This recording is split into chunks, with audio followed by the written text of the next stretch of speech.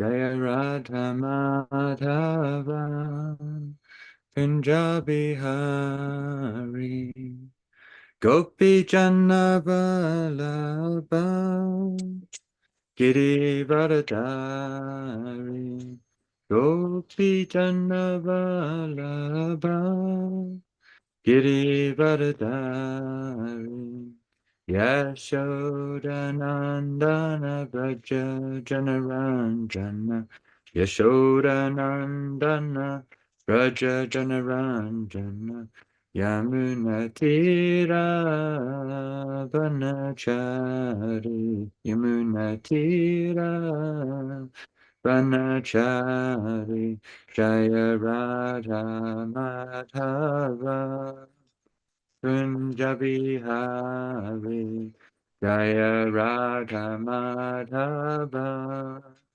Punjabi Hari Gopi Jana Vallabha Girivaradari Gopi Jana Vallabha Girivaradari Yashodanandana Vraja Jana Ranjana Yashodanandana Vraja Jana Ranjana Yamuna Tira Vanachari Yamuna Tira Vanachari Jaya Radha Madhava Punjabi Hari Jaya Radha Madhava Punjabi Hari Jaya Radha Madhava Radha Madhava Shri Radhe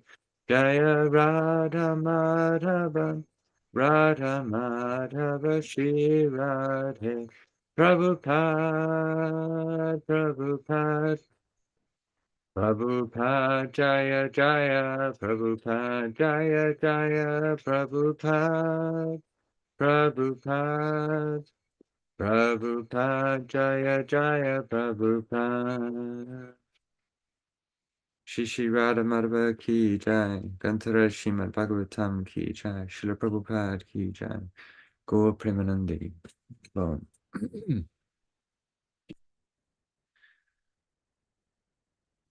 Hare Krishna.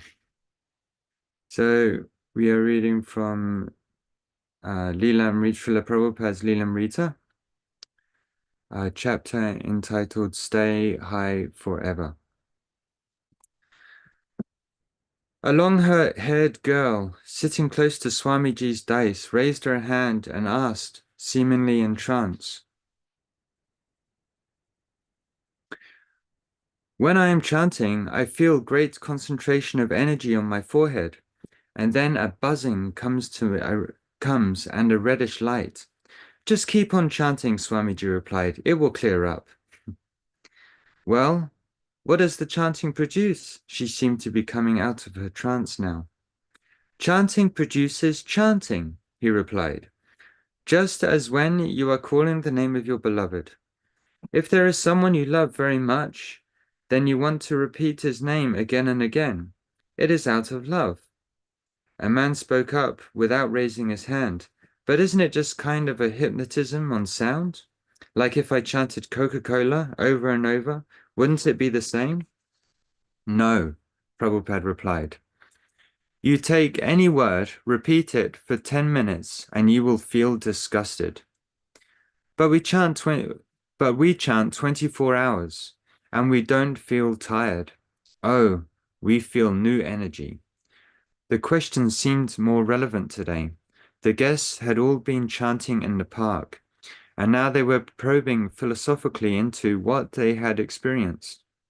The Swami's followers marked this as a victory, and they felt some responsibility as hosts and guides for the others.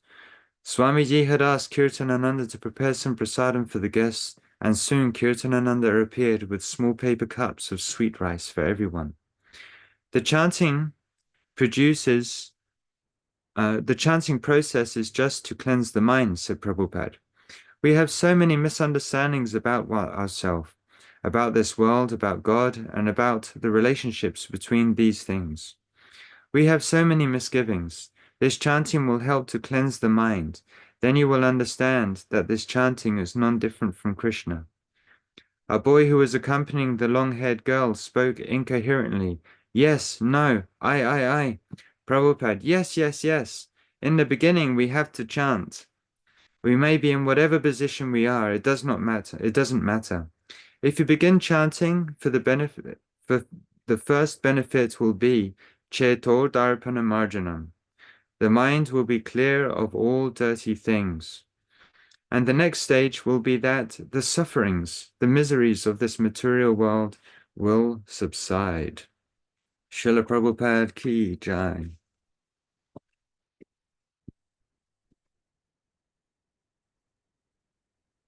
Om Namo Bhagavate Vasudevaya.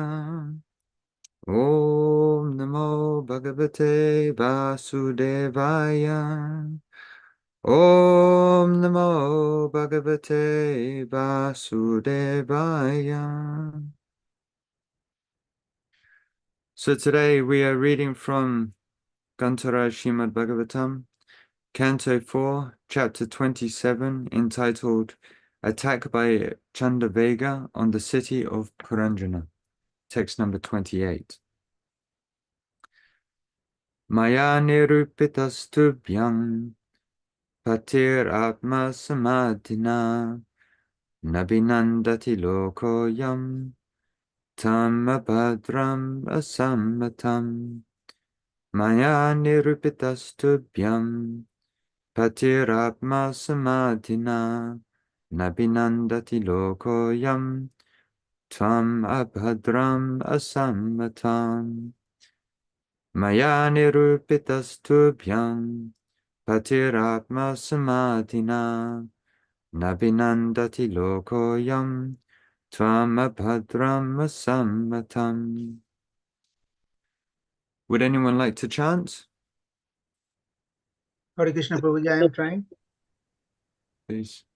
Maya nirupita stubhyam pati atma samadhina na vinandati lokoyam tvam abhadram asammatam. Hare Krishna. Hare Krishna. Hare Krishna Prabhu Dandot Pranam. Hare Krishna. Maya nirupita stubhyam patiratma samadhina na vinandati loko ayam tvam abhadram asammatam. Hare Krishna. Hare Krishna Prabhu. Hare Krishna.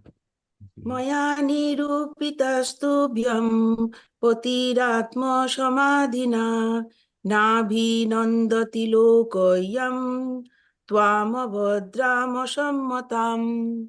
Hare Krishna. Hare Krishna Prabhu, I am also trying. Please.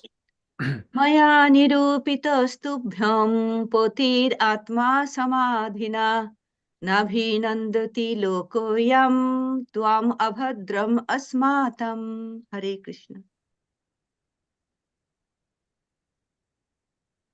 Okay, word for word. Maya, by me. Nirupita, settled. Tubhyam, for you. Pati, husband. Atma, for the mind, of the mind. Samadhina, by meditation. Na, never. Abhinandati, welcome. Loka, the people. Ayam, these. Tvam, you. Abhadram, inauspicious. Asammatam, unacceptable.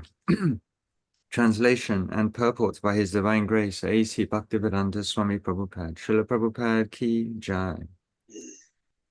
Translation. The king of the Yavanas replied, after much consideration, I have arrived at a husband for you. Actually, as far as everyone is concerned, you are inauspicious and mischievous. Since no one likes you, how can anyone accept you as his wife? Purport. After much consideration, the king of the Yavanas decided to make the best use of a bad bargain. Kala Kanya, was a bad bargain, and no one liked her. But everything can be used for the service of the Lord. Thus, the king of the Yavanas tried to utilize her for some purpose. The purpose has already been explained. That is, Kala Kanya, as Jara, the invalidity of old age, can be used to arouse a sense of fear in people so that they will prepare for the next life by engaging in Krishna consciousness. Srila Prabhupada ki jai. Om Jnanatimarandasya Garanjana Shalakaya Chakshurmilitam Yena Tasmai Shri Gurave Namaha Mukam Karochi Vachalam Bhangun Laides Tigrim Yakripatamaham Vande Shri Gurun Dinataranam Jai Shri Krishna Chaitanya Prabhu Nityananda Shri Advaita Gadadhara Shivasari Gaura Bhakta Vrinda Hare Krishna, Krishna Krishna, Hare Hare, Hare Rama, Rama Rama, Hare Hare.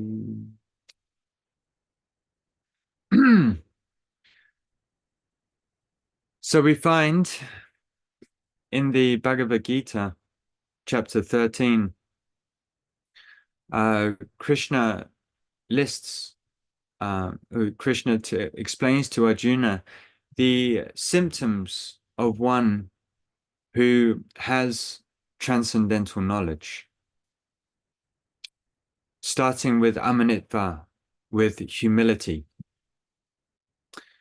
In that list of symptoms, he explains Jamma, Mrityu, Jara, Vyadhi, Dukkha, Dosha, Nidarshanam. So,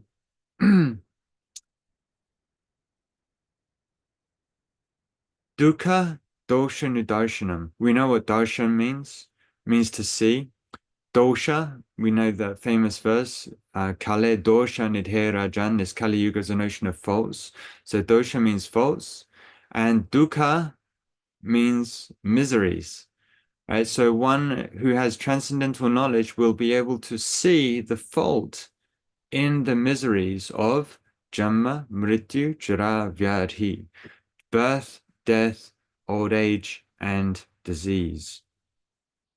And Srila Prabhupada explains that actually these are the real problems of life. Yes, these, and life's ultimate mission should be to solve these problems. But we don't see it. People in material existence don't see these as the problems in life. They see the problems are that I don't have enough money to pay the bills. My partner's giving me a hard time. My boss is on my case. I don't have enough time to revise for my exams. These are the problems of life. But Prabhupada says, no, these are just incidental coincidences that happen in material existence. The main problems of life, Jamma, Mrityu, Jara, Vyadhi, birth, death, old age, and disease. So we hear from the Srimad Bhagavatam the miseries of birth. We may not remember them ourselves, but we hear from the Srimad Bhagavatam that the child in the womb goes through an extremely distressful condition. It's cooped up in a very tight area in the womb, but his spine is bent like a bow. And the skin of the baby is extremely sensitive. So whatever if the mother eats some pungent food, it burns the skin of the baby. The baby's been nibbled on by worms in the stomach of the mother. And what to speak if the mother is smoking and drinking alcohol? Oh, just think how horrendous that is for the child inside the womb. suffocating from smoke. Sometimes if the mother is so careless as to smoke, the baby, because of suffocation, has brain damage. And then alcohol, what it's like when you get alcohol in a cut.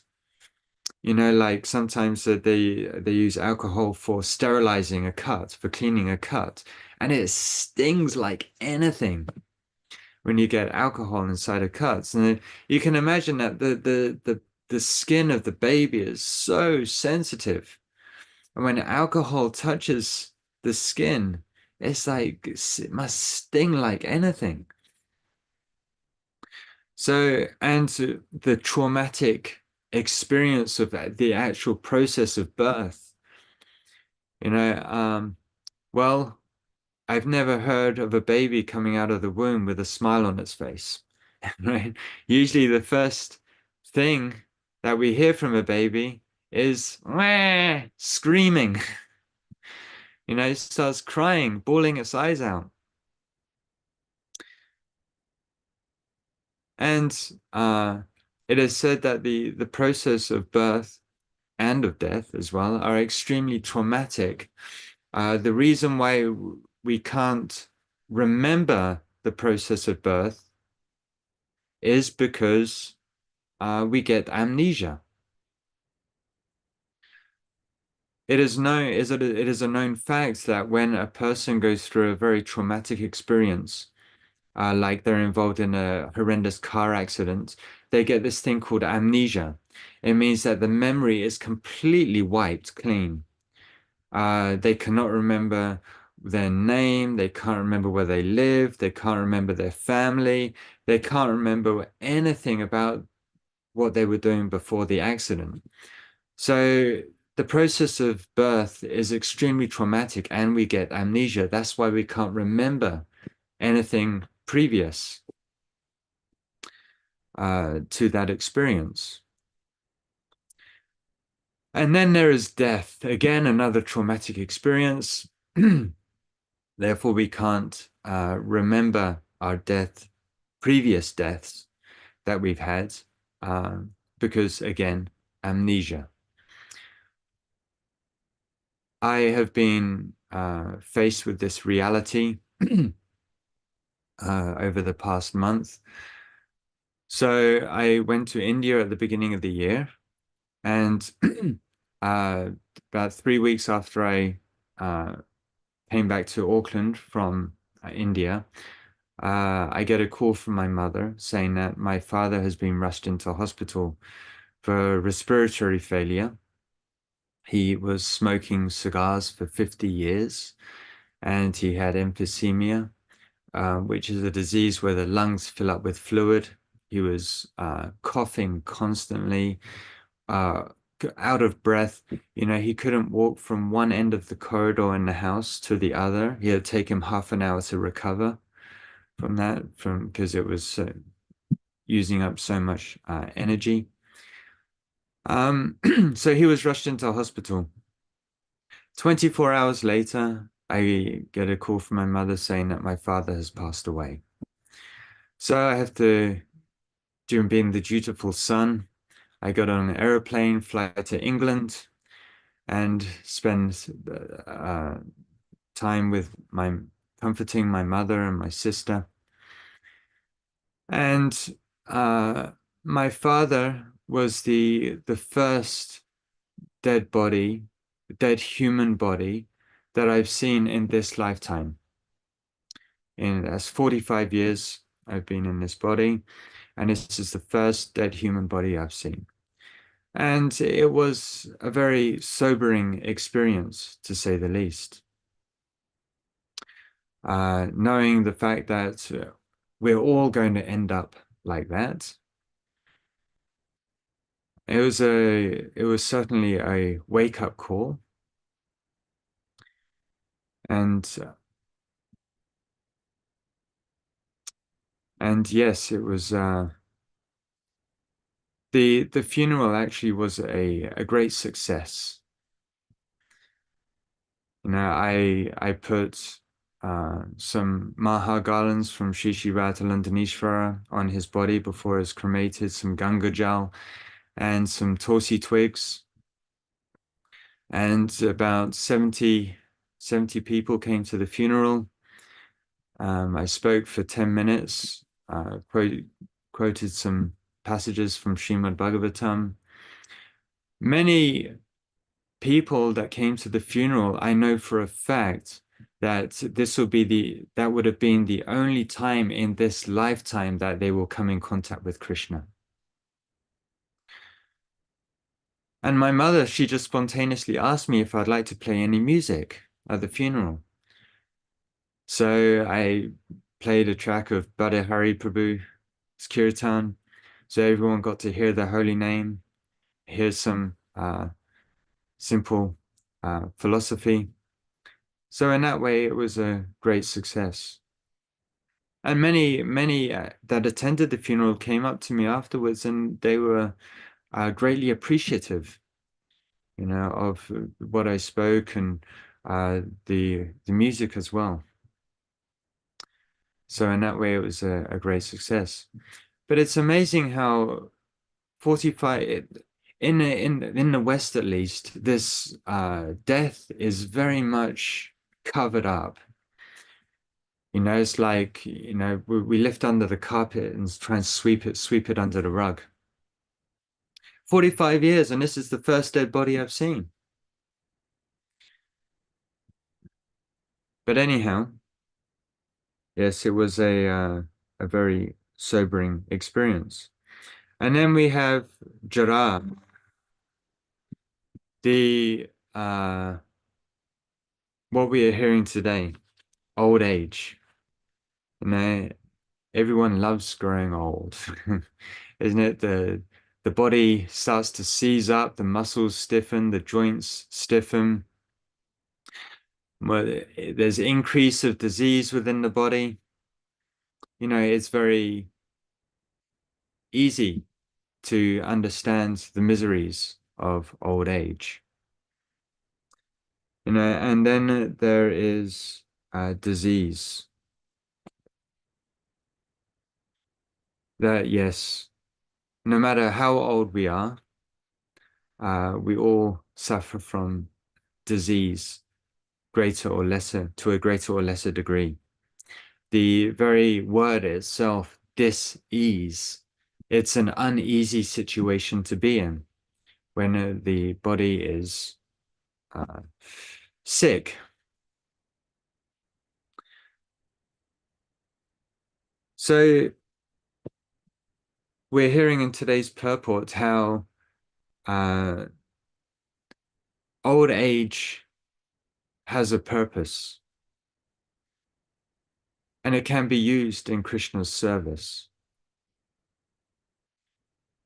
Basically, old age is like the red light, the orange light, that it's a warning sign, a warning that death is near approaching. That is why Shastra explains, after 50 years have completed, go to the forest. And if one is in the Grihastha ashram, then one should consider moving to the Vanaprastha ashram. Now, what does this entail? Now we hear that one should go to the forest at the age of 50. What does this mean in today's world? It would be, I don't think we could imagine the senior members of the New Varshan community living in the forest down the back of the property, dressed in tree bark, living off fruits and roots.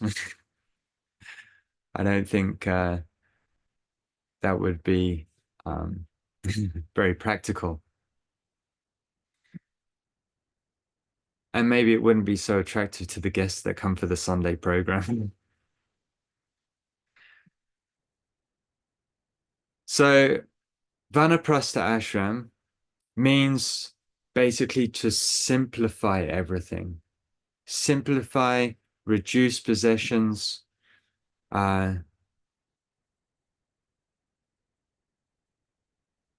It's the retired ashram. So it's the ashram where one reduces their social obligations. It doesn't necessarily mean one sever relationships, but at least reduce social obligations and simplify.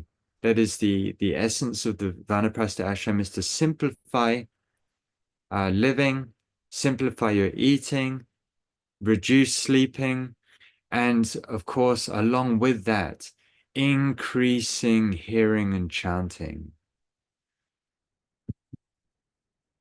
And of course, preaching. That the Vanaprastha ashram, yes, actually, with increasing hearing and chanting, one should naturally feel inspired to give Krishna consciousness to others.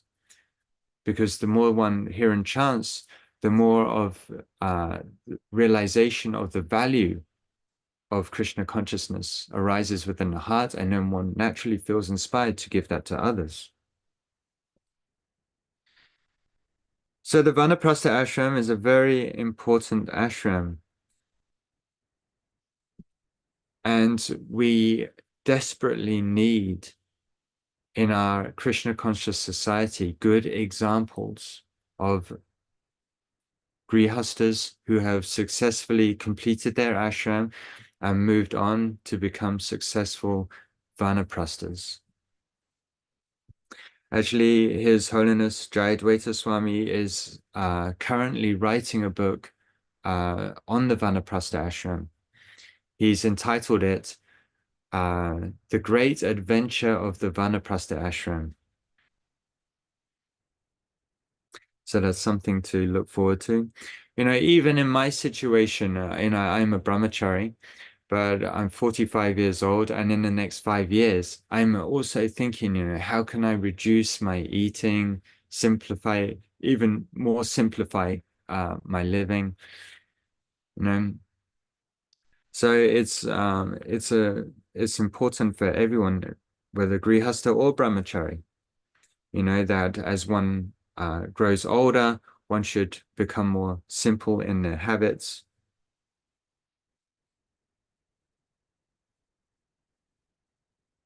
So yes, the main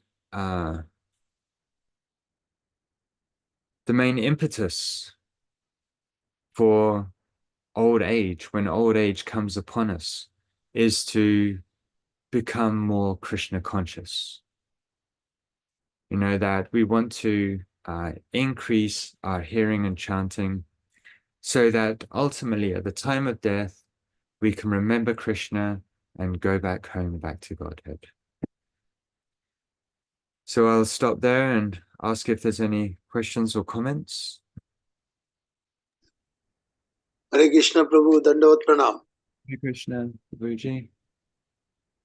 Yeah. Thank you very much for explaining the text in a so simple and easy way to understand the importance of Jara, why it is so important, and you have given your live examples to understand the impact of Jara, how it looks like, and how it happens throughout our life, right from the beginning of our life, that is birth. And we keep on processing this process throughout the life, but because of our ignorance, we don't understand the impact. But when the orange light comes, means where you are approaching your old age, you slowly understand the impact. And if we are not regulated our life in the right direction, and the example as you have mentioned about your family and your father, how suddenly everything got changed. That is actually what happens. So before the light goes to red, we need to be very, very careful. And by hearing the Krishna's name, our Krishna conscious activities performing, we can make our life more easily attainable for the success of spiritual activities. So this is our orange signal, and Jara is indicating that, this text is indicating that now Jara has got a duty, and that duty is fear in our body. That fear will tell us you are approaching towards the end of your life. Be very careful. Right time to divert your life towards Krishna, not in the materialistic way. Otherwise, it will be very, very painful. As we take birth in a painful situation, and death will be in the same way. So this is a very, very clear caution notice for all of us to understand the importance of how to live the life and how to maintain the life and how it should be at the end of our life. Thank you so much. Hare Krishna. Hare Krishna Prabhu, thank you for the class. I just have a question.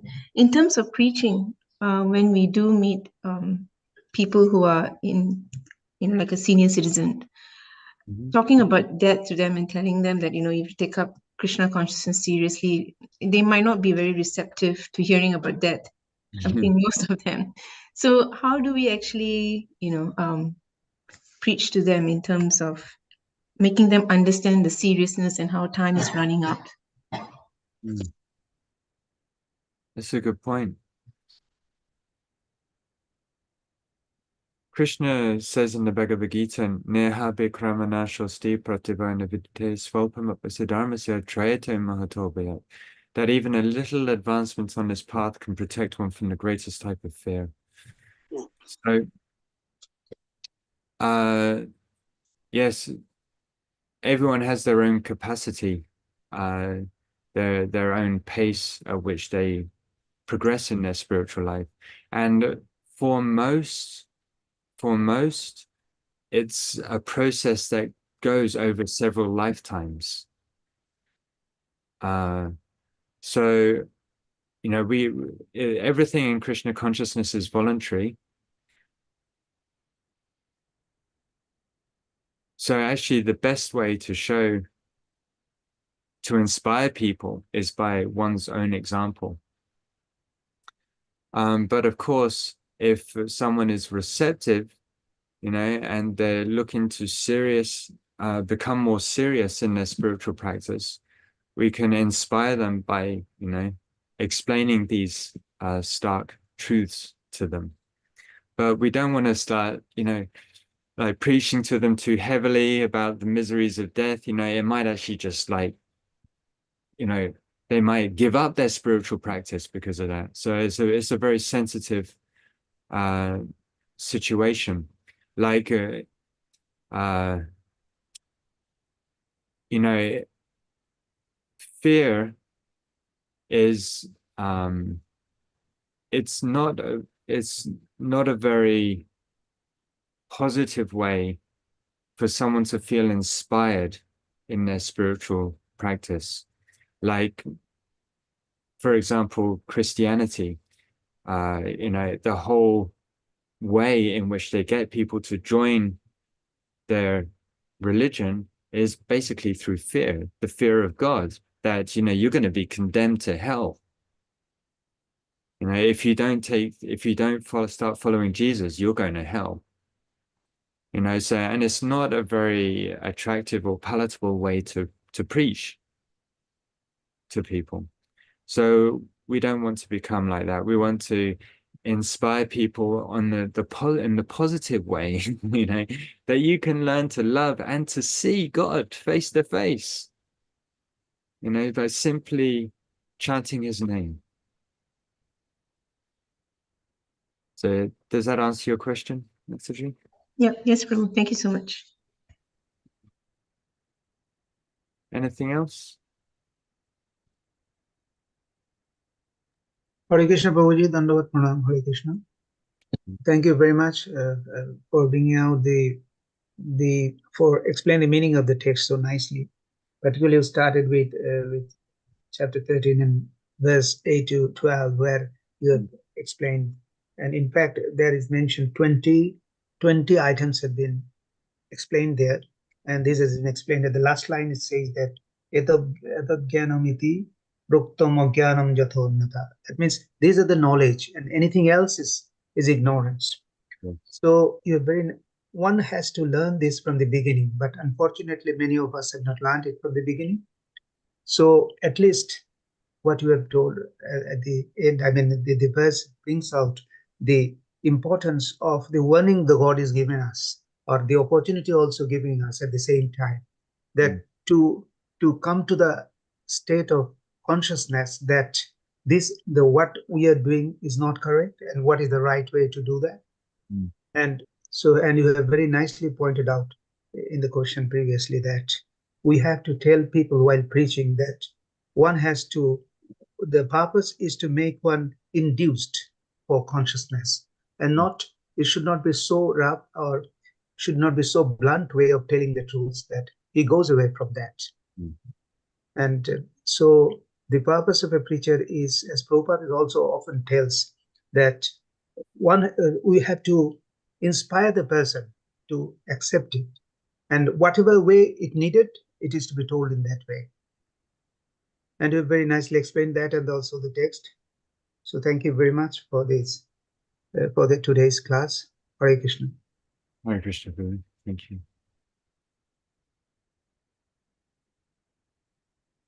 Okay. If there are no further questions, then we can conclude the class.